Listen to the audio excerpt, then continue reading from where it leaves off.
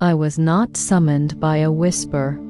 I was birthed in the scream of a dying sun. Video made by Jason Alexander Cleary, born May 23, 1972. Before I was a coin, I was a heavy element dancing in the pressurized heart of a supernova. I am a 4-drachma piece, a heavy disk of cold fire bearing the haughty profile of Augustus Caesar. For centuries I pulsed through the veins of the empire, exchanged in the spice-scented shadows of the Levant and tucked into silken purses. My reign ended in a moment of chaotic physics, a sudden gale off the Golan Heights, a merchant's belt fraying under the strain of a listing deck, and a leap into the void. I plunged. The turquoise surface of the Sea of Galilee shattered like glass. I sank into the silt-heavy silence of the deep. I became a secret, a gold-leaf stone. Then came the Barbel, an ancient, prehistoric scavenger, a creature of the dark currents.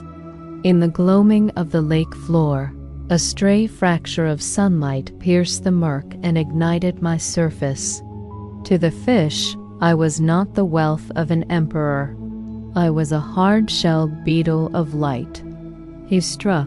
I was entombed in the acidic, pulsing heat of his throat. Too wide to swallow, too jagged to expel, I became a golden anchor in his jaw. Driven by a divine restlessness, he swam upward, carving a silver path toward the shallows, where a fisherman stood, silhouetted against the dawn. The world exploded into light and air. Rough, salt-crusted fingers pried open the fish's maw. For a heartbeat, the sun hit my face, and the image of Caesar seemed to burn with a borrowed glory.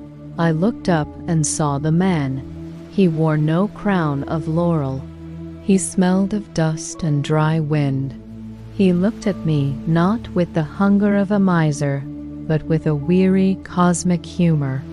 I was the exact weight of a debt, the precise amount required by the laws of men. I was a miracle disguised as a currency, a cosmic IOU delivered by a bottom feeder.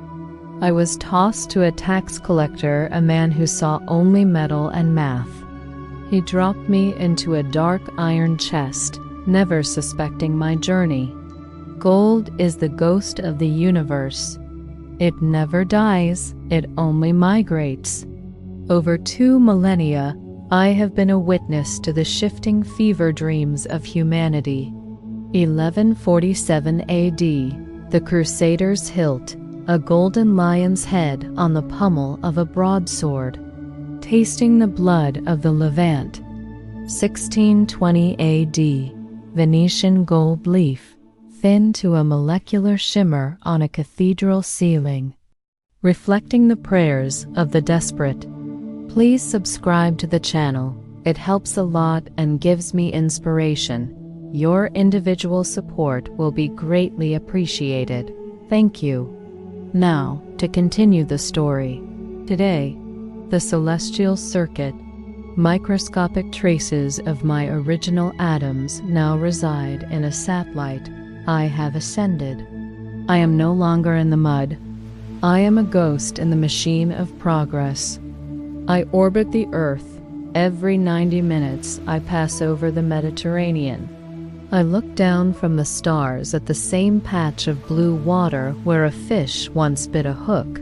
I am still a witness. I am still silent. I am a piece of a miracle, falling around the world forever. I was just a barbel with a very busy tail and a very empty tummy. The lake floor is my playground, full of delicious squishy snails and wiggly things in the mud. Then, ooh, shiny. I saw a flash in the muck. It looked like the tastiest, crunchiest beetle in the whole Sea of Galilee. I didn't think, I'm a fish, I don't do much of that, I just gulp Oh no, it wasn't a snack.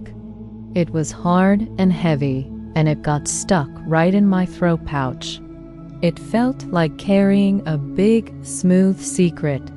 Suddenly, I felt a super-duper important tingle in my fins.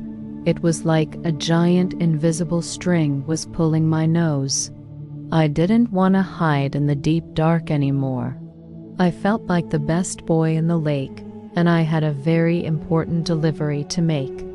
Swish, swish, wiggle, I swam past my friends. I didn't stop for moss treats. I just followed the happy pools straight toward the light. I saw a fuzzy line hanging in the water. Usually I'm a smart fishy, but the pole said, "Bite it." Chomp. Suddenly I was flying. Whoosh. The water turned into big, bright air. Everything was sparkly. Then I saw him, the man with the rough, sandy hands. He didn't look mean. He looked like he'd been waiting just for me.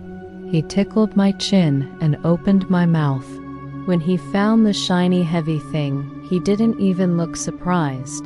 He just smiled like I'd brought him a ball. He took the metal beetle and gave me a gentle pat. Then splash, he put me right back in my home. I'm just a little gray fish, but I have the biggest secret in the water. I was the king's golden retriever for a day. Now I just swim around the Sea of Galilee and tell all the other Barbel about the time the creator of the stars gave me a good job.